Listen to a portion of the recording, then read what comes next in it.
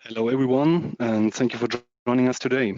Today's topic is offline PD testing of rotating machines using ICMflex and ICMsystem. My name is Sebastian Dreher, and I'm development engineer with Power Diagnostics by MEGGER. I'm your moderator for today's webinar, and I will provide technical support for our presenter. On the right side of the screen, you'll see a control panel that looks similar to this one. You can submit questions at any time during the presentation by typing in the box highlighted in red. I will read the questions out during the Q&A segment at the end of the webinar, and all webinar attendees will receive an email within 2 business days of the webinar. That email will also include a copy of the PowerPoint presentation and a link to a video recording of the webinar if you'd like to watch it again or share it with your colleagues. Please remember that you can ask questions at any time during the presentation, and they will be answered at the end of the webinar during the Q&A session. Our presenter today is Jeroen Goedertier, Service Engineer with Power Diagnostics. Also, to assist with the question and answer session, we'll have one additional panelist joining us today, and that's Marco Soller, Managing Director from Power Diagnostics. Okay, let's go ahead and get started. Thank you for joining us today, Jeroen.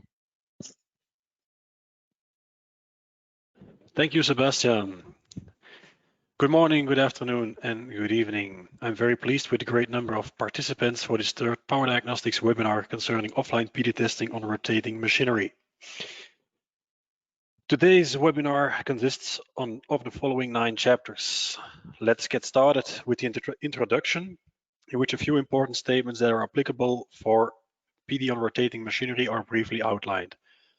Firstly, I'd like to come back to 3 capital citations made during our first recent webinar concerning the fundamentals of partial discharge.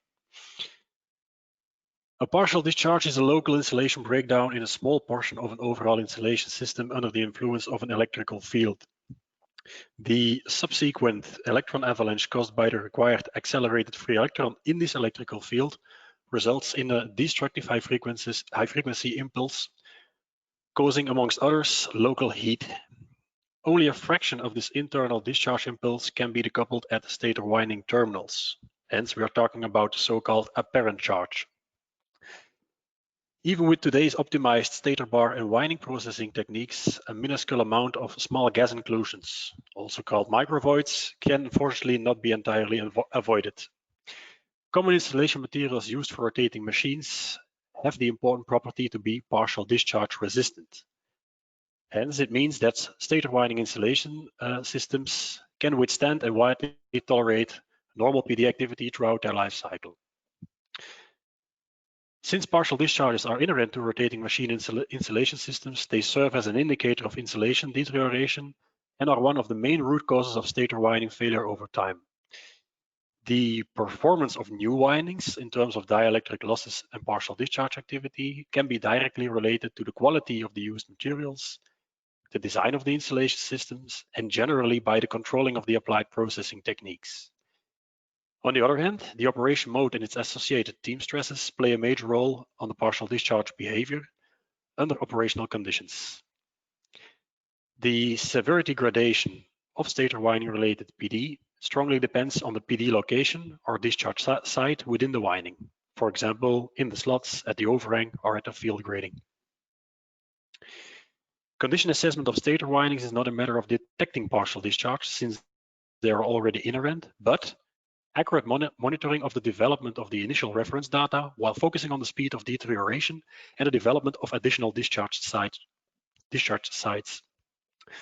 Loss factor measurements, also named tan delta measurements, and offline PD measurements are perfectly suited to unveil winding deterioration in both factory and field environment.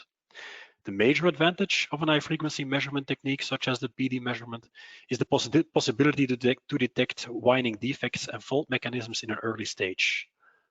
Up to a certain level, early detection allows intervening in a stage during which partial repairs are still possible in order to extend the lifetime and to avoid immediate rewinding. Next chapter of the presentation describes the design of rotating machine insulation systems. When induction or generation under high voltage stresses is performed, stator winding insulation system is required with sufficient dielectric strength. It should prevent winding shorts under severe thermal, mechanical, electrical, and ambient conditions. The main properties and functions of a stator winding insulation system are, in the first place, introducing an insulated barrier between subconductors, winding turns, and the ground, ensuring an optimal thermal conduction towards the heatsink, magnetic core with cooling ducts, securing copper conductors against vibration and under magnetic forces. It should be partial discharge resistant for the intended life cycle, further offer good thermal and mechanical stability, and last but not least, moisture and contamination insertions should be avoided. Looking into the history of insulation systems, the first generation of stator winding insulation systems were actually based on natural materials like cellulose fibers, silk, cotton, even flax and wool in combination with natural impregnation agents such as waxes, refined petrols, and natural resins. Examples, shellac or linseed oil. In the early 40s, a mica splitting main wall insulation in combination with asphaltic resins, the also called bitumen, bonding agents became the standard. The overhang at that time was varnished with asbestos sprays, and carbon black was used as outer layer within the slots. Growth of the machine size after the Second World War required bonding agents with better thermal properties and stability. Synthetics were introduced, polyesters, silicons, epoxides, to replace the asphaltic impregnation. Today's insulation system consists of a mineral-based main wall insulation impregnated with high-end, low-viscous epoxy resins. The image below actually shows the evolution of the main wall insulation thickness over the years, starting with the beginning of the 20th century until today. The single wall thickness of the in the past designed insulation systems were heavily over-dimensioned, resulting into a single wall thickness of around 15 millimeters. While looking at the outer right image, the single wall thickness is just like 2.5 millimeters. Target value with today's design is to have an average ambient electrical stress within the overall insulation system below 3 kV per millimeter. Coming back onto today's combination, epoxy mica system. Epoxy resin, in fact, is a high-end, low-viscous thermosetting polymer. The breakdown strength of epoxy resin is approximately 20 to 26 kilovolts per millimeter at atmospheric conditions. Of course, the physics according to the Paschen law are very important to consider and influence this breakdown strength. Mica, in fact, is a group name of silicate minerals. Generally, one of the common types used in insulation tapes is muscovite. The pure material, as shown here as a crystal and mica block, is available in the soil and has a breakdown strength of approximately 120 to 200 kV per millimeter. Of course, when the pure material is reduced or reworked into flakes and later on reworked into mica tape, the breakdown strength reduces with approximate reference values varying between 8 and 12 kV per millimeter thickness. After curing, means impregnation and curing cycle, the Unity epoxy resin mica is very stable in terms of dielectric properties, moisture and contaminated ingress protected, and ultimately partial discharge resistant. Last but not least, the thermal conductivity and mechanical stability should be optimal after a good process. Explaining a bit about the different materials and different layers being used. Well, we have a conductor circuit. However, the conductor is not a single conductor. It is distributed in several turns, having optionally further distribution into subconductors, so-called strands. This is done to reduce the heat losses by making sure that the full conductor cross-section is used and that currents are not tending to flow in the outer circumference only. The individual bare or enameled copper wires are insulated using very thin calcined mica paper insulation layers, often impregnated with resin and reinforced with polyester, glass fiber, or PET film carriers. The same type of insulation is used for the individual winding turns. Some manufacturers work with an internal grading system directly applied around the internal conductor stack entire conductor stack, which ensures a homogeneous distribution of the voltage inside the ground wall insulation. This is generally applicable for larger turbo generators acting at higher voltages, example 21 or 24 kV. However, with most of designs, the predefined number of mica layers is directly applied around the conductor stack. In order to equalize the surface field in the straight part area, so the slot section, we have a ground electrode applied with conductive properties. It's not a pure conductor, but a material with a linear surface resistance. Carbon black generally, it has like a surface resistance of around 400 ohm per square millimeters. The surface field within the slots is 0 kV. However, if the coil exits or if the bar exits the slots, we have to take care about a smooth increase of the surface field. This is done by a semiconductive field grading material or field grading layer at the slot exit. Silicon carbide tapes are the common material. Sometimes, however, paint layers are used. The material's property shows a non-linear surface resistance. Important is the contact to the grounded core. Last but not least, at the overhang, there is an end winding sealing tape or finishing layer to protect the winding against moisture and contamination. Looking at the slot exit field grading, the next slide shows you an overview of the functionality of this layer. So on the left-hand side, we have the bar within the slot section. We have the black conductive layer overlapping with the semiconductive layer and consequently causing a smooth increase of the surface field. On the right-hand side, there are some graphs shown of different field grading materials from a supplier von Rolf, Switzerland, and showing actually the difference between a case where there is no semiconductive layer and other cases where we do have the semiconductive layer, and they clearly indicate that the field strength is actually brought away from the core at safe distance, and this is one of the main properties of the semiconductive layer. Again, the most important 2 centimeters within an entire machine is the overlapping, the essential contact between conductive and semiconductive material. Third chapter of this webinar of today describes deterioration and condition assessment techniques of stator windings.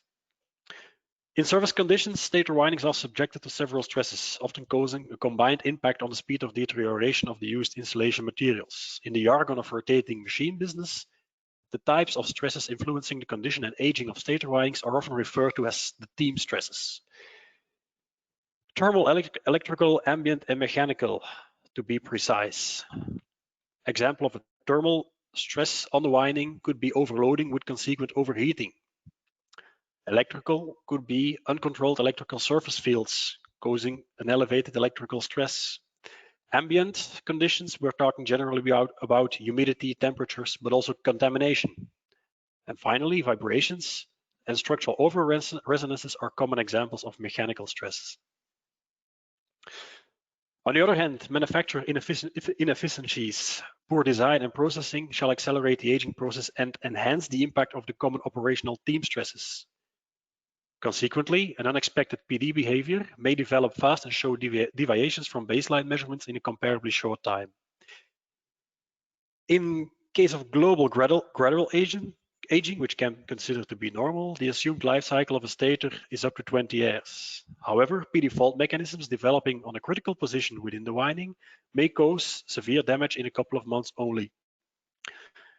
PD measurements are an excellent diagnostic tool to monitor the stator winding condition and fit perfectly in the philosophy of condition-based maintenance. Looking at some failure studies made by EPRI, the Electronic Power Research Institute, and IEEE on quite a big number of rotating machines, indicates the importance of stator winding measurements. So looking at the average of both studies, up to 37% of the rotating machine failures can be addressed to stator winding. Another study made in the end of the 90s for high voltage motor in the petrochemical industry shows that for machines below 2 megawatt power rating, the bearings are dominant. However, when increasing the machine load above 2 megawatt, we see a spectacular increase to the number of failures caused by the stator winding, up to 60%. Explanation was that explanation for this is that motors above 2 megawatt are generally equipped with sleeve bearings, which offer a higher reliability, and that ball bearings tend to have a more frequent failure rate compared to the sleeve bearings.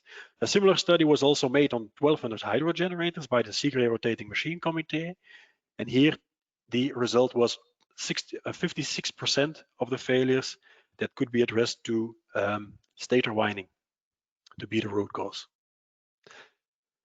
The figures provided in the previous slide emphasize the importance of electrical and dielectric measurements to assess the condition of stator windings. A global recommendation for stator winding condition assessment could be as follows. Very important for future trending results is to have factory acceptance tests, including offline PD and tan delta measurement as baseline, preferably in the frequency boundaries of the IEC 60 to 70 and according to the compliant test circuit.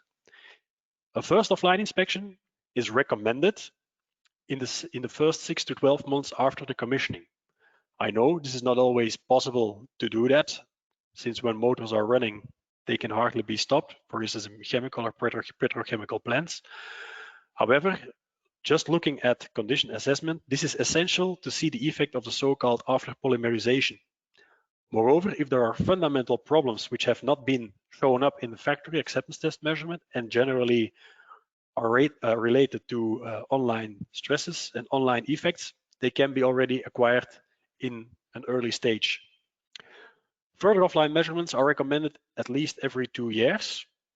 Intermediate turnarounds or maintenance outages can be organized for that. Alternatively, if only the major outage can allow an offline inspection, we highly recommend installing coupling capacitors and perform 6 monthly online surveys. A typical scope for an offline winding inspection can be as follows. The importance of a visual inspection may not be underestimated. Secondly, the conductor circuit should be entirely tested by winding resistance and inductance measurement, and even when it's possible with a surge test. There can be some limitations for the surge test in case the rotor is still in place. Insulation resistance and polarization index measurement indicate the condition of the surface insulation in terms of contamination and humidity, and are a criteria to go ahead with further AC testing. We also have intermediate optional tests, so DC step voltage test or a long duration polarization depolarization measurement, but generally after the PI measurement, polarization index measurement, it's directly gone over to dielectric loss factor, tan delta tip-up measurement, and capacitance testing, as well as the offline PD test, which will be further discussed in detail throughout this presentation. Last but not least, in case an on-site repair such as rewedging has been performed, an AC high potential test is strongly recommended. Looking at standards. Unfortunately, when comparing to power transformers, when comparing to switchgear and power cables, there are currently no standards available which define acceptance criteria for partial discharge measurements on rotating machines. The lack of such criteria often causes endless discussions between owner and manufacturer after the submission of test reports, and even in the factory environment after the factory acceptance test. An important difference between rotating machines and other applications named above is that the insulation systems are PD resistant, while shielded power cables and transformers, for instance, are assumed to be PD free. Frequently asked questions on this subject are: how much PD is too much PD? And in fact, does it make sense at all to define acceptance criteria for a PD resistant insulation system? Well, the further development of this subject in the near future would be interesting to follow. On one side, you have machine owners and diagnostic engineers, which would pretty much appreciate having such criteria. On the other hand, or on the other side, there are the manufacturers stating that they use high quality PD resistant insulation materials and optimized impregnation processes to at the end supply rotating machinery with a guaranteed life cycle of 20 years. So other topics are: a low-level PD activity that does not necessarily mean a long life cycle and improved reliability. The real level inside the machine can be 10, 100,000 times higher than the remaining apparent charge level detectable on the machine terminals.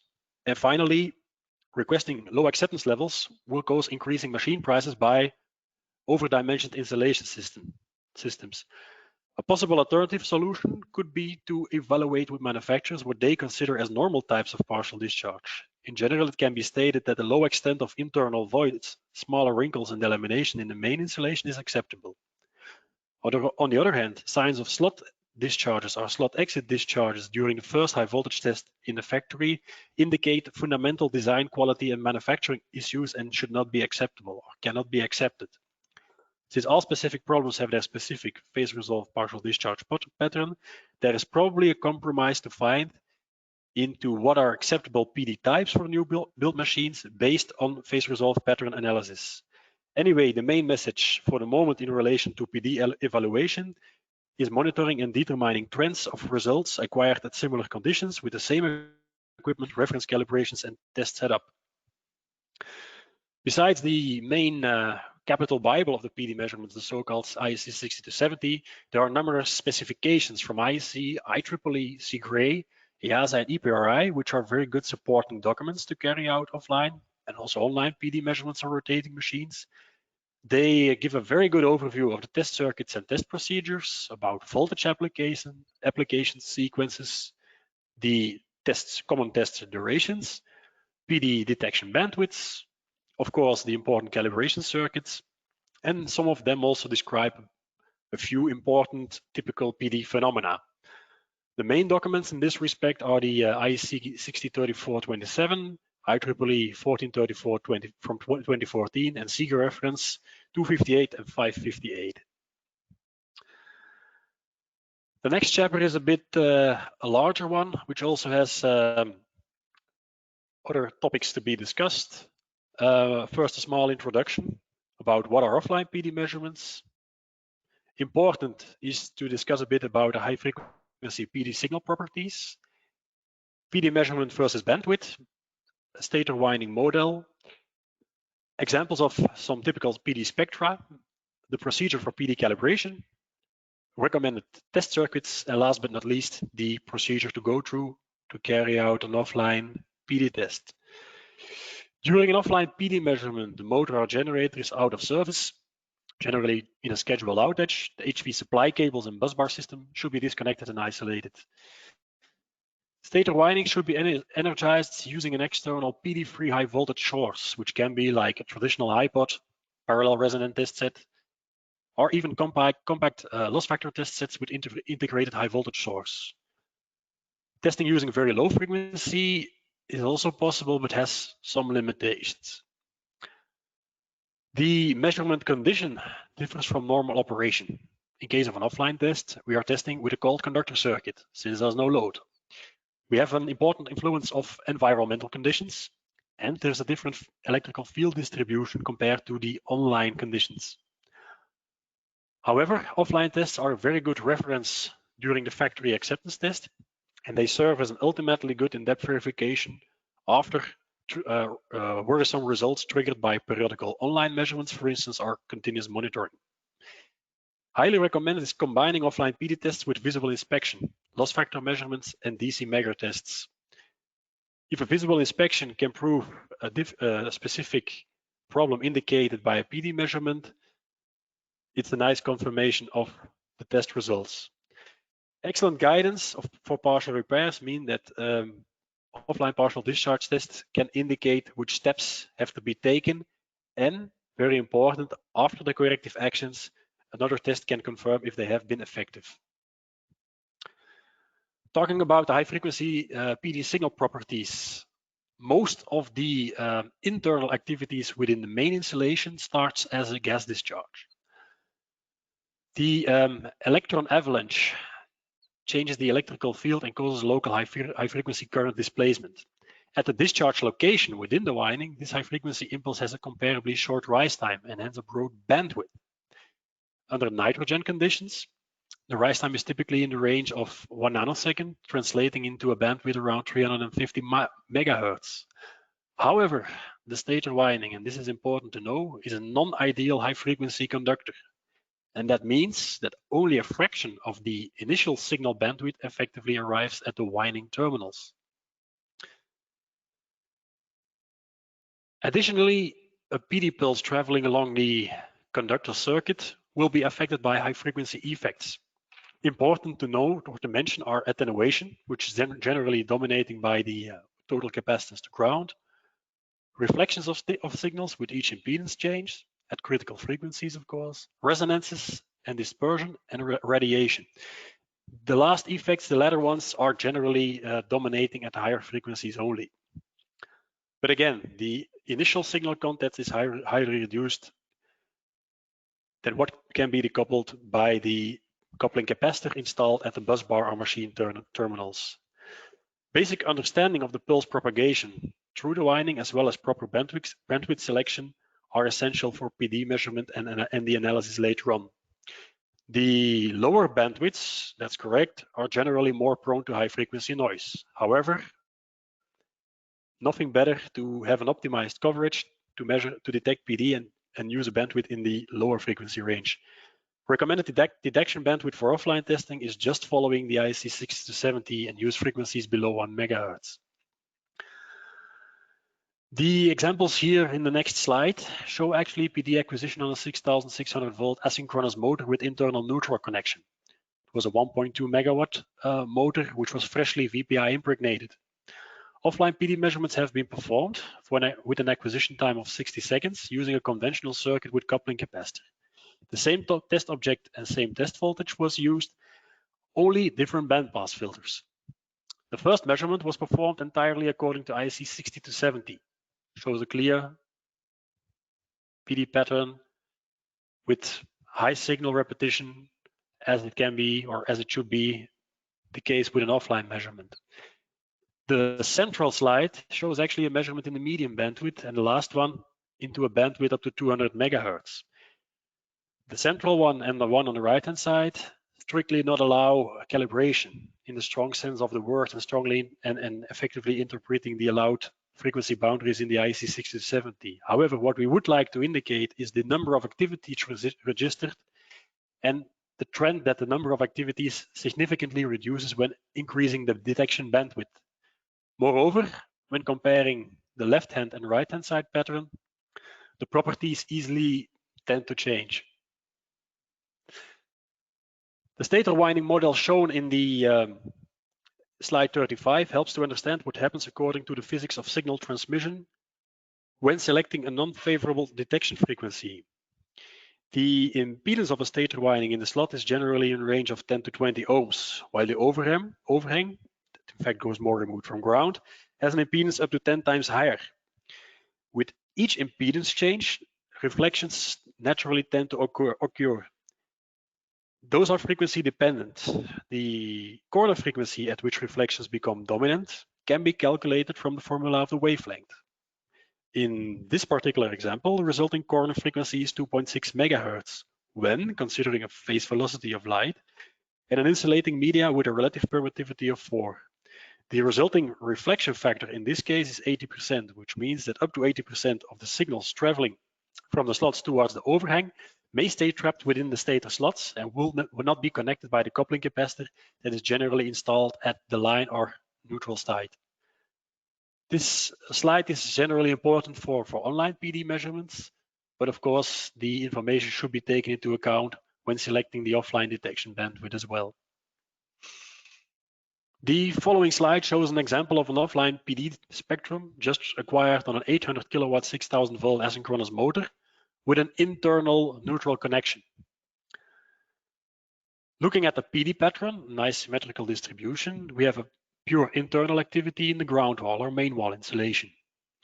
Even though the capacitance of this specific machine was pretty low, the signal content is just reduced or just limited up to good 5.5 megahertz, which doesn't mean that there is no signal available above this frequency, but it requires a high amplification in order to detect it. So the message here again is try to measure here in the area of center frequency cursor 1 around 1 megahertz, or even with a bandpass filter circuit according to the IC 60-70, which will be explained in the coming slides. Coming to the topic PD calibration. PD measurements are relative measurements and refer to a calibration of the apparent charge according to the IC 6270. Calibration is in fact a compensation of the overall attenuation of the measurement circuit with the device under test connected. Injection of a calibrator pulse should be done with a well-defined magnitude as close as possible to the machine terminals. The following adjustment of the signal response should then be done in the PD detector's control software. Strictly following the 6270, we have to use a bandpass filter circuit to perform the quasi-integration. The lower cutoff frequency may vary between 30 and 100 kilohertz, while the upper frequency the upper corner frequency has been increased in the latest amendment, I believe in 2015 from the IC 6270.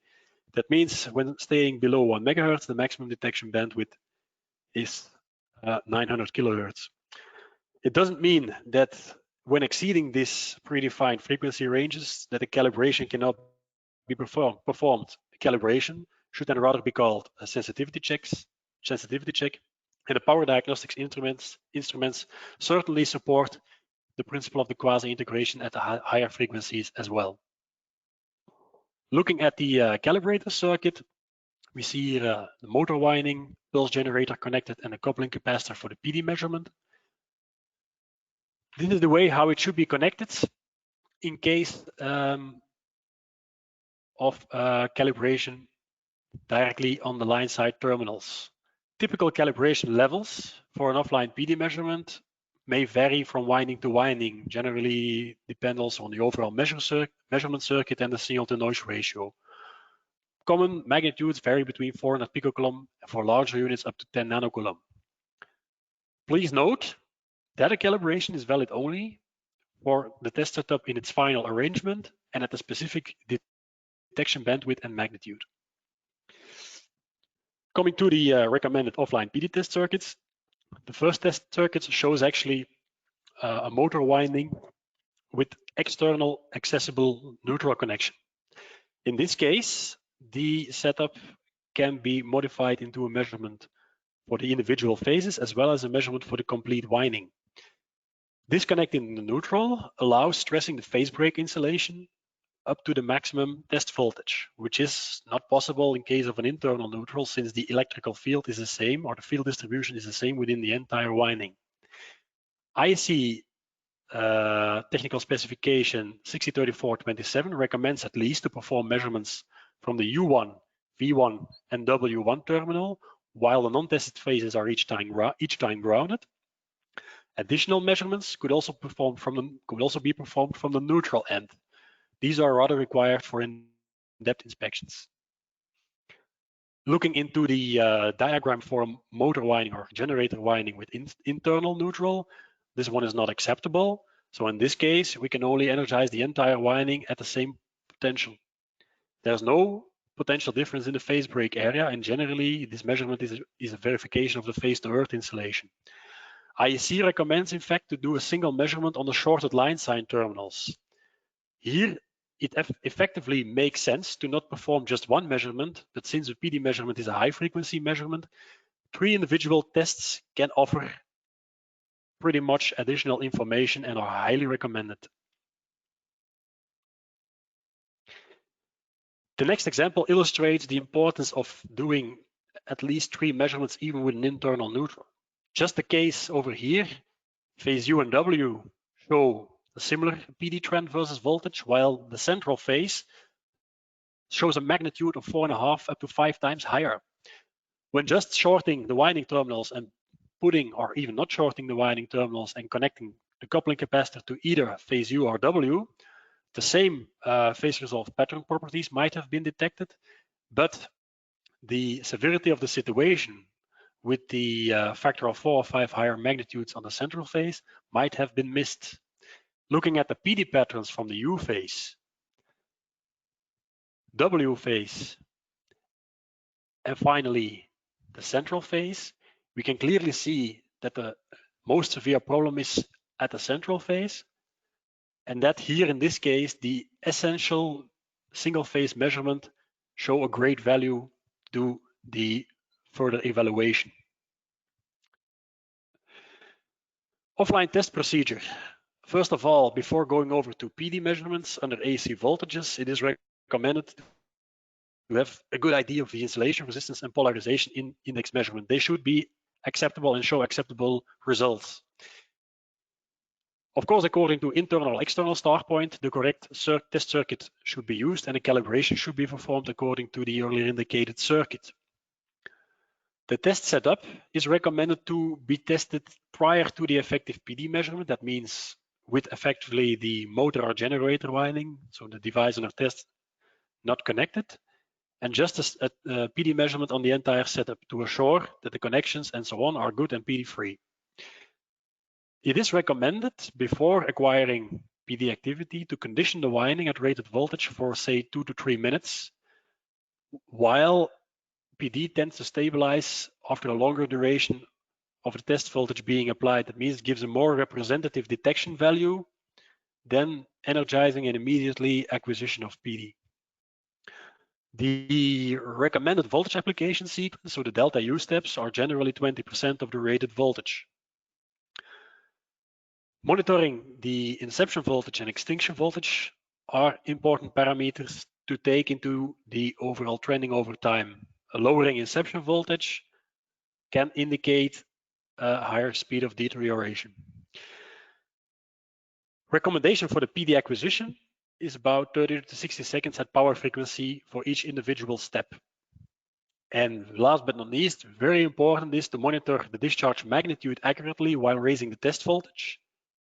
And certainly do not hesitate to suspend the testing in case of uncertainties, unsafe situations, or an extraordinary increase of PD magnitudes.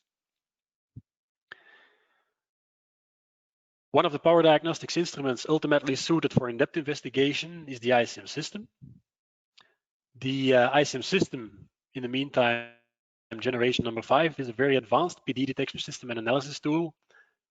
We can offer the system with up to 10 channels with parallel detection. However, for rotating machines, a very good compromise is the 4-channel unit shown below.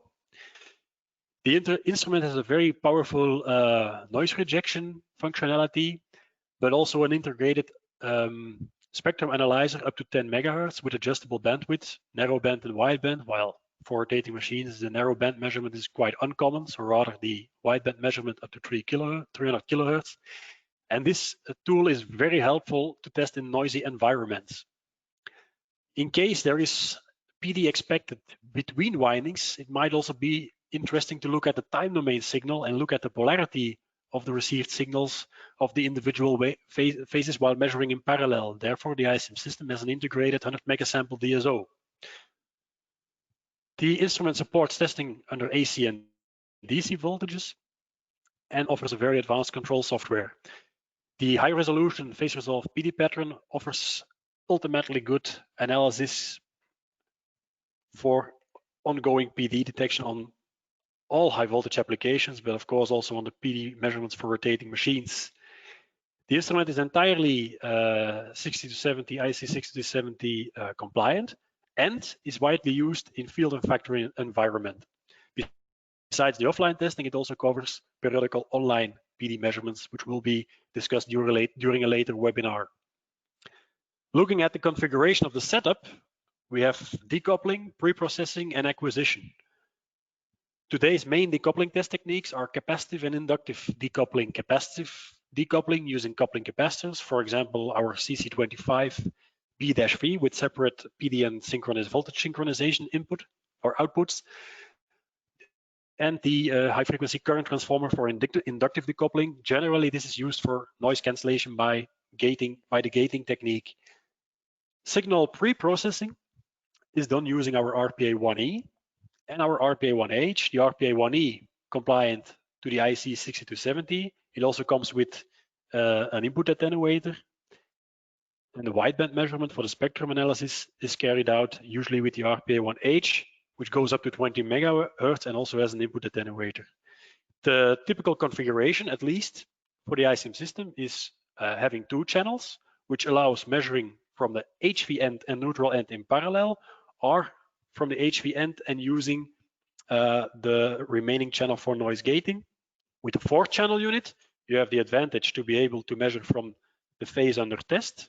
You can measure on the line side, the neutral side, and you can also connect the coupling capacitor to the non-tested grounded phases. Last but not least, the 4-channel is then still available for noise gating. Looking at the ICMsystem software, it offers miscellaneous panels and visualizations. On the right-hand side, we have the signal channel acquisition panel, which allows varying all applicable settings to the PD measurement. The ICMsystem offers an advanced triggering mode and analog signal detection and conditioning. The multi-channel panel offers a very great overview of the ongoing PD activities on the different channels being connected. And this is very convenient to see direct relations between phases or between the measurement channels being used. Again, spectrum analysis, an excellent tool for detection in noisy environments. And for offline tests, the trending functionality in the ICMsystem is quite good. That means you can semi-automatically run an offline voltage ramp, while the PD acquisition is done automatically in the background. Later on, the trending file can be reopened and the specific required patterns for the reporting can be filtered. Also, a movie can be generated with the trending file. An example of the 16-bit high-resolution PD pattern. We also have a statistical analysis panel, which gives an overview of the skewness, peak detection level, IEC detection level, and so on. Here we have the screenshot of the embedded DSO showing an example of a time domain comparison between 3 individual stator windings, PD signals. Some setup impressions. Here we have the ICMsystem in combination with an ICMflex and high voltage line filter installed on the terminals of a large turbo generator.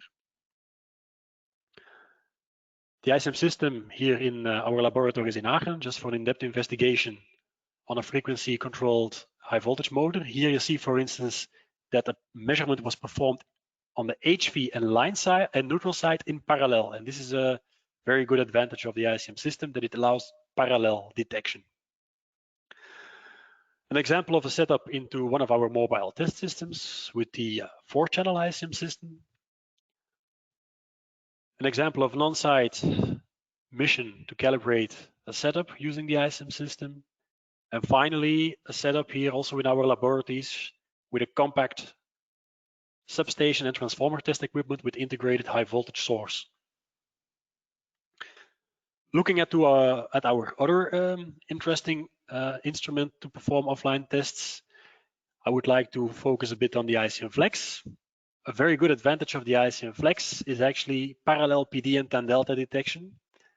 The unique design of this instrument with the acquisition box on high voltage potential generally offers better sensitivity. This is usually the case when acquisition on high voltage potential is done versus the standard way on low voltage potential. The instrument allows frequency synchronization from 20 up to 510 Hertz and also works with very low frequencies. The setup is very convenient, so to say. It's more or less plug and play test setup and includes mostly a high voltage line filter. And the advantage of the software is a very user-friendly interface and the semi-automatic reporting functionality. It even offers for non-experienced users a step-by-step guide, which helps non-experienced users to go through the entire procedure to at the end show an IEC compliant measurement and automatic reporting.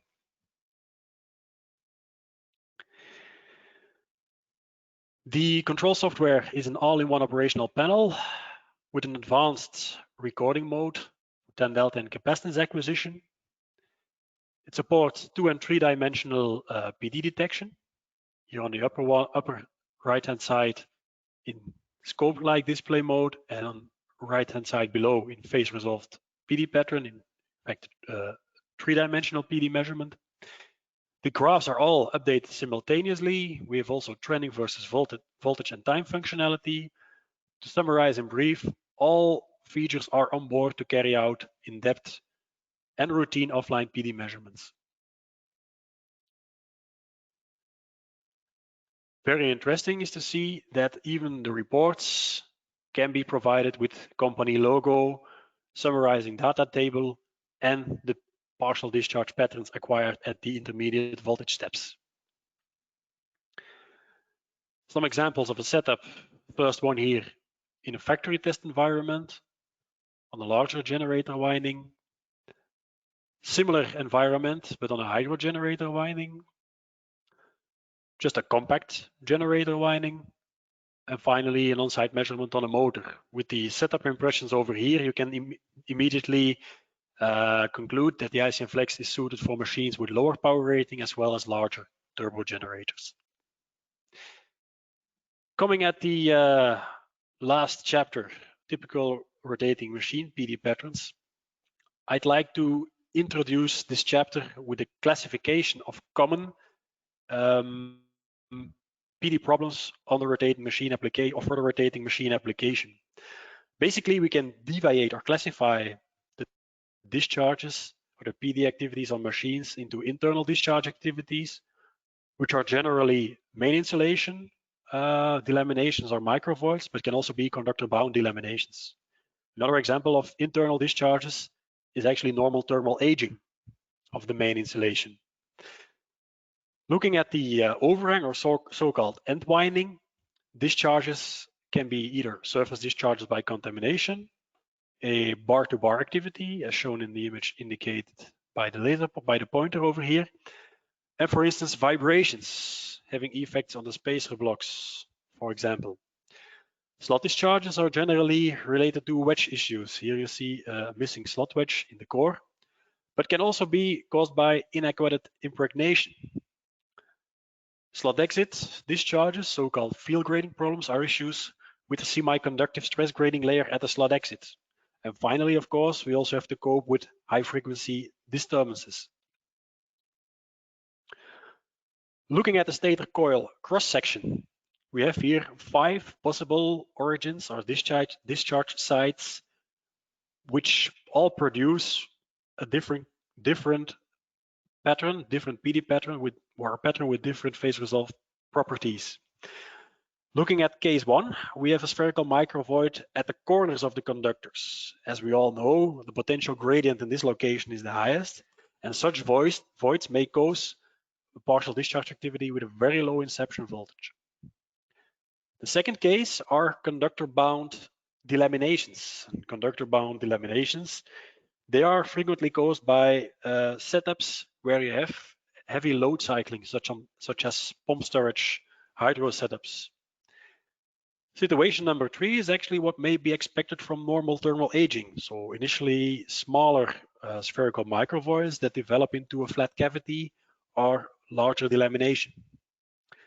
If the delamination is here at the slot corona prevention layer, we talk about a ground wall deterioration or ground wall delaminations, excuse me, and the so-called slot discharge activity.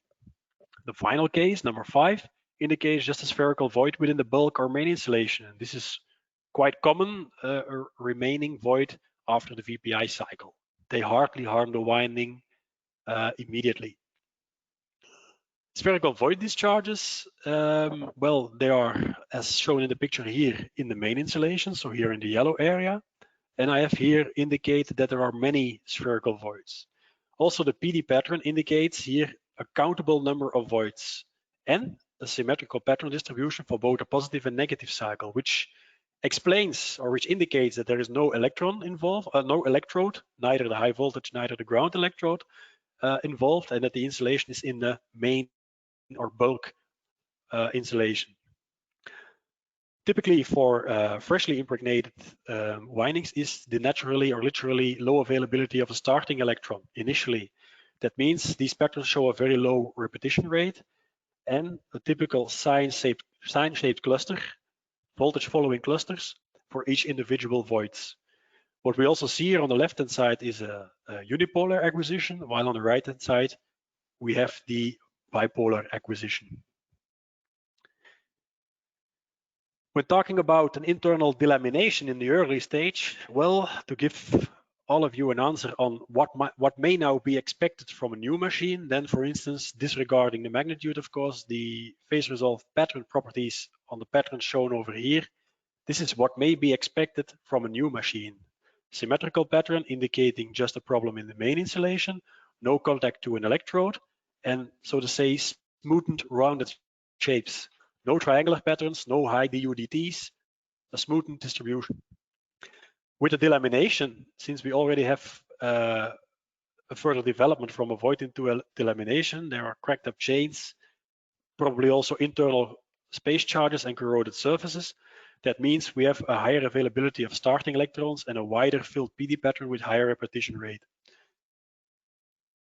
The pattern on the right-hand side shows a combination of a delamination with some additional voids. So you see that by analysis of the phase resolve pattern properties, different failures can be easily identified. Of course, they require a bit of background of the insulation system, as well as some basic understanding of gas physics. When looking to conductor bound problems, I'll show you the next example, and this is here what I explained before, a case where we have, for instance, frequent load cycling. Frequent load cycling may cause quite a high stress in the contact area between the strand and turn insulation and the main insulation. When there is a delamination over there, the risk is that we have heat, strong heat, by the improper thermal conductivity from the inner conductors over the main insulation to the grounded core. This can in return causes hotspots and consequently causes turn-to-turn failure. The property of such patterns are a dominant positive cycle versus the negative one, and very often also a triangular pulse distribution. On the left-hand side, we have a bipolar record. On the right-hand side, a unipolar record. When reversing everything 180 degrees, we talk about a so-called ground wall delamination or slot discharge. So in this case, a slot corona prevention layer is involved, and the dominant cycle is in this case the negative. Typically is the triangular pulse distribution for such kinds of activity and the strong load dependency of this activity. Very common with slot discharges are the high formation of ozone, which can in return causes collateral damage. Looking, for instance, at the images shown below, we see a lot of corrosion on space heaters, cooling elements, auxiliary transformers, and VTs and CTs. Initial thought would be, probably we have a water leak, which introduces some corrosion. No, in case of machines with closed ventilation loop, high ozone concentrations stay trapped within the cooling loop, and they have the ability to corrode metallic parts. So very important, again, to do always a visible inspection with an offline PD survey, because besides PD problems, you can also detect such collateral damage. Looking at the overhang, the general main causes of end winding surface discharges are in fact contamination, humidity, and generally conductive contamination. Since we have no contact to any electrode, we have a symmetrical pattern distribution. Typically for surface discharges at the overhang are the voltage dependency and the maximum PD magnitude that is generally synchronized under the positive and negative voltage maxima. Other overhang PD sources are indicated here by the images below, and they can again caused by conductive contamination, inadequate spacing between phase break sections, insufficient grading of the semiconductive layer, and entwining vibrations, stressing, support blocks, and cable separation insulation. A final example here is a slot exit discharge, which is a common defect that occurs with global VPI insulated systems. Initial thermal and mechanical stresses at the slot exit may cause surface cracks. These initially small surface cracks may cause surface discharges, which starts to consume the outer insulation layer and affects the overlapping between conductive and semiconductive layer. With an initial stage, the pattern is pretty comparable with a slot discharge, but the magnitude can be in the range from 10 up to 50 nanocoulomb. Superficial cracks further develop then to a growing gap by the erosion of the PD process.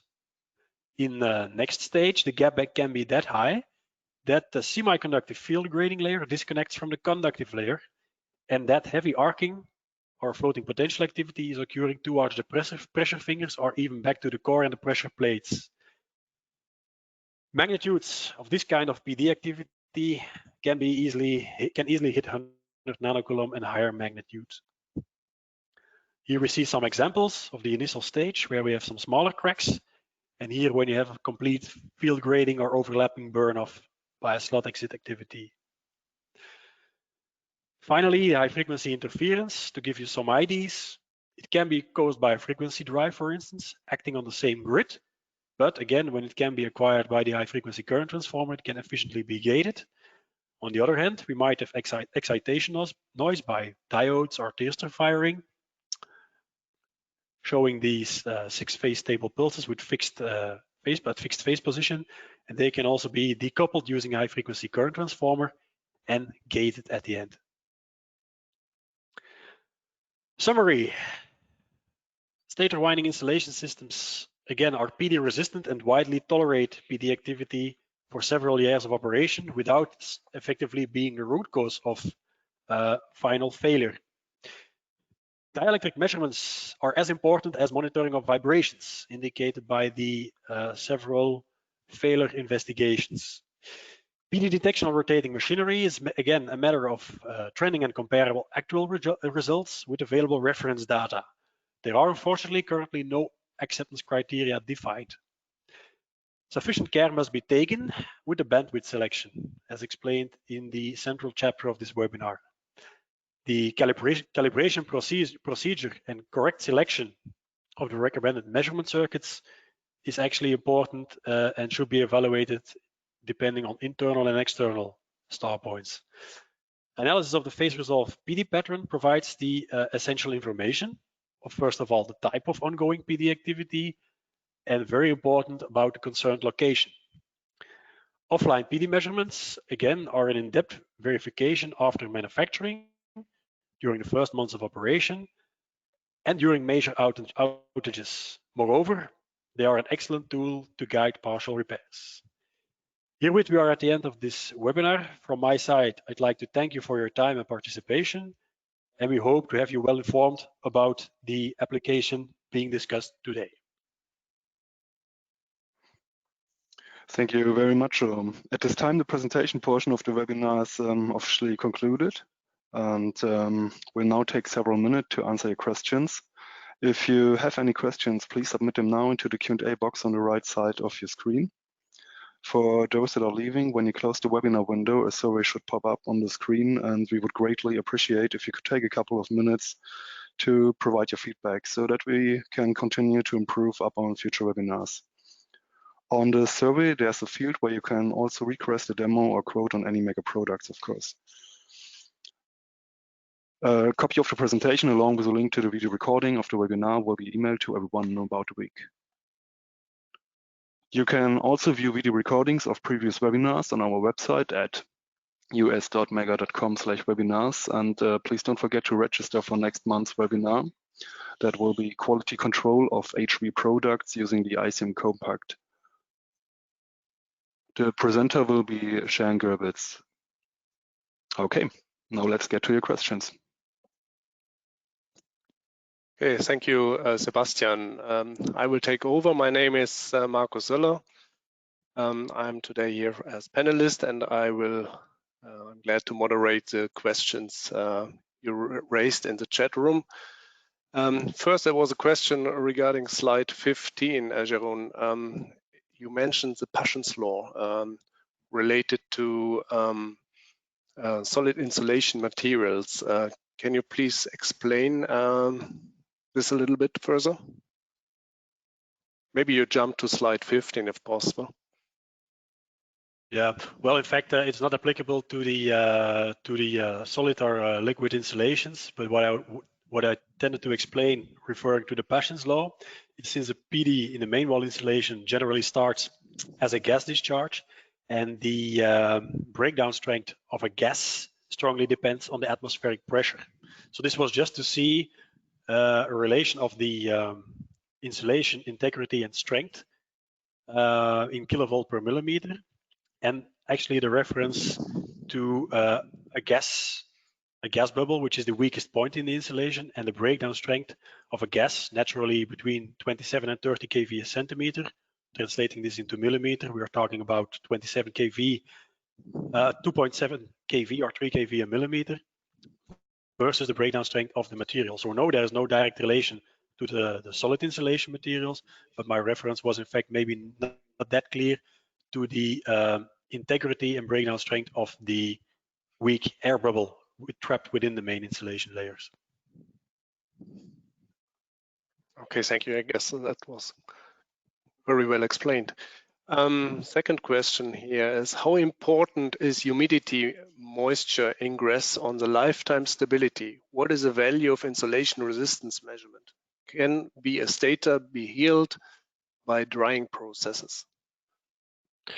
Well, in the first place, when you see or when you have a winding where moisture and in return also contamination can be expected or has been inserted, for instance by a leak in a water cooling circuit or by the missing activation of space heaters when shutting down machines, the humidity inside the winding can increase.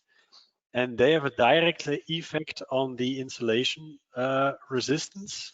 So definitely when the end winding, so the overhang section, is exposed to high moisture or high humidity conditions, the insulation resistance will rather be poor. And when you have performed measurements at ambient conditions with, so to say, usual temperatures and usual humidities, you see a direct drop in insulation resistance value. Additionally, the polarization index measurements might be poor and do not allow you to continue further to perform further AC testing. Generally, when a winding is wet, a drying process can significantly improve the DC measurements and also improve again the tan delta and PD measurements. So PD measurements will naturally translate into a high increase of surface discharges, while tan delta might also have a higher increasing exponential trend, but also the capacitance measurement is in case of water insertion, in fact, important to monitor. The lifetime, well, if the machine or if the unlucky event of moisture is detected in time and the winding is properly dried afterwards, I don't see a direct threat for the lifetime of the winding. Of course, when the machine is kept on running, then you might have probable consequences during normal operation. Okay, there are two questions referring to the measurement in the medium frequency range with HFCTs. The first one is, and they can be answered together, I would say so. When we talk about unconventional PD method using HFCT, is it the apparent charge that we measure same as in case of conventional method, or the actual discharge pulse traveling to the ground? And the second is how the magnet heat is expressed in nanocoulomb in the HF band in online mode where a calibration is not possible. It's both referring to the measurement in the range of 2 to 20 megahertz. Yeah, as I did explain, when measuring in the medium frequency range, we need to be very careful in using the term calibration according to the IEC 6270 standard, because strictly according to standards, calibration is allowed only in a detection bandwidth below 1 megahertz. So all kind of measurements with reference to magnitudes, even offline measurements or online measurements taken in the medium bandwidth, well, they cannot be, the term calibration cannot be used, but it's rather based on a sensitivity check or alternative, so to say, sensitivity check or calibration method. I won't say that a clear assessment can't be made in a medium frequency range, but again, the recommendation to assure the optimal coverage to detect problems in the entire winding is the low frequency range below 1 megahertz. Testing with an HFCT, I assume, is done then on the power cable terminations, probably in the grounding. But yeah, if the power cables are involved, they can also produce partial discharge. And naturally, what we have seen from several environments is that the sensitivity from signal decoupling at the cable terminations, as it was previously introduced by Rogowski coils, is rather poor compared to the signal quality that can be obtained under offline measurements with the coupling capacitors, but the same during online measurements with permanently embedded couplers. The attenuation with an indirect decoupling, so with inductive decoupling versus capacitive decoupling, there is a certain ratio. Of course, power diagnostics has the required tools to amplify and process these signals as such that we can, of course, also use the HFCT, but the preferred circuit, again, is according to the 60-70 with coupling capacitor and with a valid calibration. Yeah. So the word calibration is in many cases not used in the right sense, especially when we talk about rotating machines. And the next question here is also about that. What is the accuracy of the calibration done at the terminals with respect to reading a PD occurring far away from the terminals inside the insulation? Yeah, that's a very good question. I think the answer on that question was already given between lines when showing the measurement circuits. At a certain point, I have said that it's quite important or recommended if you do a detailed assessment to do a parallel measurement at the same time on the line and neutral end. And of course, you have to calibrate from both sides when using a circuit according to the 60-70. And when you inject from either the line or neutral end, you immediately see with a parallel measurement using our ICM system, the response from one terminal to the other to have an estimation of the attenuation factor. So an idea about the attenuation can perfectly be obtained by again doing the calibration from both ends. Alternatively, or additionally, you may also look into the time domain signal to see the response of the signal. What is also important is that when a measurement is performed from line and neutral end, is that you have a good estimation that if discharge source close to the neutral would occur with a specific magnitude, you know at which magnitude it will show up at the neutral. When it's buried within the noise floor, you might have the problem that you don't detect it when you measure from the line side only. So therefore, again, with a detailed on-site inspection offline, and when you have the opportunity to access the neutral end, I highly recommend to use a parallel detection system such as the ICM system and measure from both sides. Thank you. The next question picks up a point that from practical point of view that we quite good know. Expected PD during online measurements will include some microvoids, background noise and excitation noise, probably some contamination on the end winding. If there are some slot discharges, how can you tell it apart from the PRPD? So how can you distinguish slot discharge and separate them from all the external noise and also the external PDs we see at the end terminals? Yeah. So again, being very well trained in gas physics and rotating machine installation systems, if we have a global PD pattern showing multiple defects, even for instance cable-related problems, external interferences, and real PD from the winding, we can immediately detect by specific pattern properties in the phase resolved PD pattern what is external, what is internal, and what is interference. A very great tool within the ICM system, for instance, is a spectrum analyzer. And as you know, all of these defects have a specific frequency response. That means shifting the detection frequency or varying the detection frequency can produce not full three individual patterns, but clarify and emphasis on the mixed combination of high frequency activities. The disturbances generally have a quite known frequency signature. The partial discharge has a certain filter response with attenuation into the higher frequencies. So again, using the phase resolved pattern property analysis in combination with a spectrum analyzer to filter the overall pattern into separate patterns with different properties can be of great help to know what is exactly coming from the winding and what is external. On the other hand, if you have the ability to do a measurement with multiple sensors, you can also do a time domain measurement to see signals which are more cross-coupling, showing an identical polarity, and problems which are remote external showing an inverse polarity. Okay. More questions are coming in. I would propose we answer 2 or 3 more, and then we finish for today, and we answer all the remaining questions in written form. Next is about the NQN value, and what is your opinion, Jeroen, on NQN measurements? So in brackets peak detection. Is it a suitable measurement technique to analyze PD, since they would need an ultra-wideband filter, and are they comparable to traditional IAC nanocoulomb measurements? I'm personally not so confident or familiar with NQN measurements. I'm generally focusing on QIC, QPeak, and NQS measurements. Again, in the first place, as I have explained, that PD is inherent to rotating machines, there will always be one of all the available different parameters that can be monitored. They will be available. And again, when these parameters are being trended over time using the same circuit, the same calibration reference, and similar environmental conditions, each way of trending has an additional value into the PD measurement.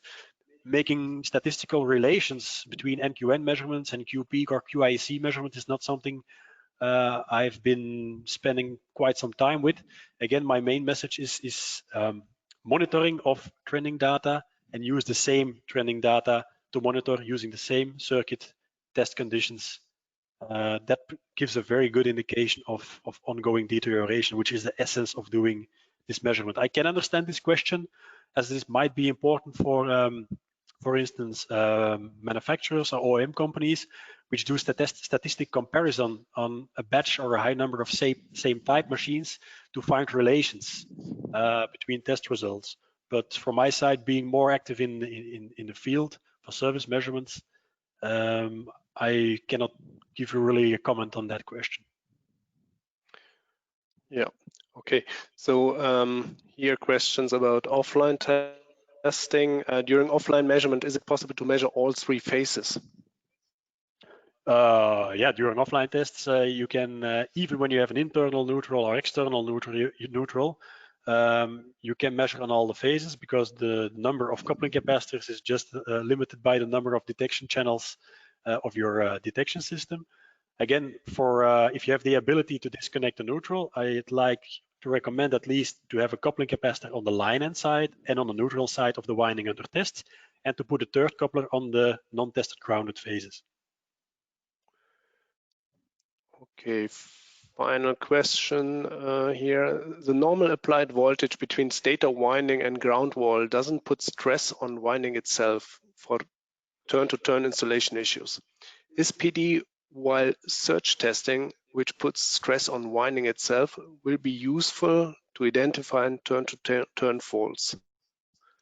That's a good question. I had many cases where we saw during the PD measurements evidence of conductor bound delaminations, which in return may affect the turn-to-turn installation.